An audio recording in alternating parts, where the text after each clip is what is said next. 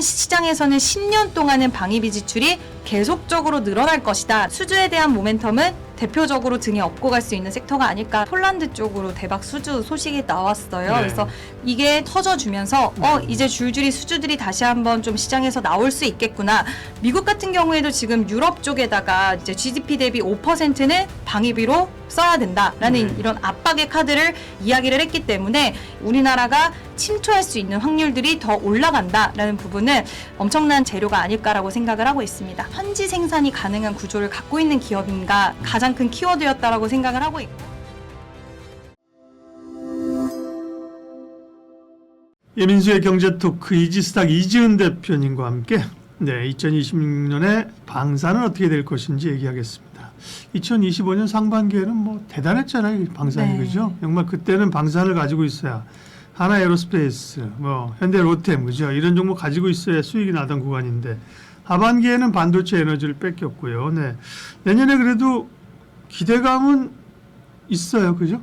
네, 충분히 신규 수주에 대한 기대감 여전히 네. 좀 존재를 하는 상황이고요. 방산 5사 같은 경우에 3분기 누적 매출액이 전년 동기간 대비해서 무려 97%나 성장을 했고 네. 영업이익도 134%나 증가를 하면서 실적 개선이 지속되는 부분들이 확인이 되었고 이 사이클이 아마 2022년부터 시작이 돼서 이 사이클 자체를 타게 됐는데 네.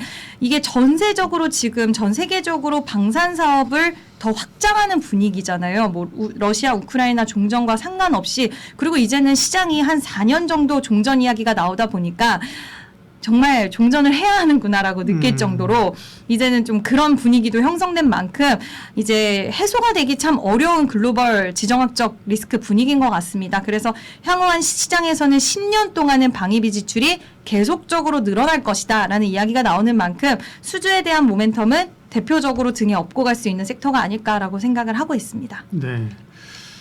말씀하신 것처럼 사실은 상반기에 많이 오르기도 했고요. 네. 반도체라는 새로운 주도주가 떠오르면서 자리를 좀 내줬는데 그에 따른 이제 핑계나 이유들은 러우 전쟁이 끝나면 전반적인 그 방위비에 대한 투자가 줄어들 것이라니 여기했는데 그렇지 않다는 거잖아요, 그죠? 네. 설령 러우 전쟁이 끝나더라도, 네. 그죠? 뭐 유럽도 그렇고 중동도 그렇고 이 무장에 대한 수요는 또 방위 산업에 대한 수요는 계속해서 늘어날 수 있다. 네. 네.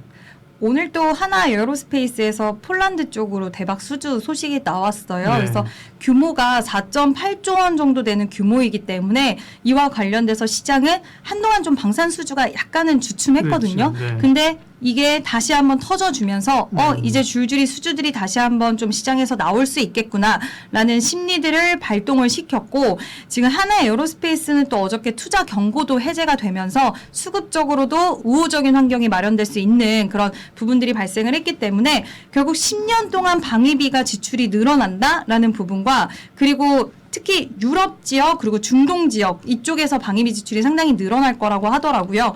근데 미국 같은 경우에도 지금 유럽 쪽에다가 이제 GDP 대비 5%는 방위비로 써야 된다라는 이런 압박의 카드를 이야기를 했기 때문에 이와 관련돼서 결국에는 전 세계적인 흐름들이 이렇게 갈 수밖에 없고 중국과 미국의 갈등도 지속되고 있고 그러다 보면 결국 우리나라의 메리트가 무엇이 있느냐라고 봤을 때 납기 굉장히 중요해졌어요, 이제는. 근데 납기 기한을 맞출 수 있는 그래서 미국과 유럽이 지금 공급망 차질을 겪고 있는 부분에 있어서 우리나라가 기회적인 요인으로 침투할 수 있는 확률들이 더 올라간다라는 부분은 엄청난 저는 좀 장기적으로 볼 수 있는 재료가 아닐까라고 생각을 하고 있습니다. 네. 그러면 이제 방산주를 볼 때 그전에는 뭐 이제 수주 나오면서 뭐 엄청난 수주로 해서 네. 올랐는데 이제는 조금 디테일하게 봐야 된다는 거죠. 그러면 방산도 그 섹터가 있잖아요, 그죠? 기존에는 뭐 이제 현대로템이 K2전차로 대박 냈던 거고요. 네. 하나에어로스페이스는 뭐 K9 자주포부터 포트폴리오가 이제 다양한 흐름들이고요. 그에 비하면 LIG 넥슨 같은 경우는 조금 미사일이 비싸서 그런지 그죠? 네, 좀 그랬고 한국항공우주는 늘 이제 전투기 그죠? 네. 기대는 있습니다만 기대만큼 못 미쳤고 그죠? 그러니까 그렇게 그 수출 이제 지역이나 혹은 이제 그 무기의 종류별로 봤을 때는 관전 포인트는 어떤 걸까요? 네. 결국에는 이제 가장 중요한 포인트는 하나 에어로스페이스와 현대로템이 주가 흐름이 항상 좋았던 것은 뭐 방금 말씀하신 것처럼 K2 전차, K9 자주포에 대한 모멘텀도 있겠지만 현지의 기술 이전을 하고 현지 생산이 가능한 구조를 갖고 있는 기업인가라는 부분들이 그렇죠. 예. 수주를 더 크게 확산시킬 수 있는 가장 중요한 키워드가 아니었을까라고 생각을 하고 있고요. 이번에 하나 에어로스페이스도 결국에는 폴란드 현지 생산 뭐 이런 이야기가 있었는데 시장은 이것 자체를 가장 좀 메리트 있게 보고 있더라고요. 그래서 그게 가능한 기업인가 아닌가가 저는 가장 큰 키워드였다라고 생각을 하고 있고 그 기조는 아마 2026년에도 이어지지 않을까라고 생각을 하고 있습니다.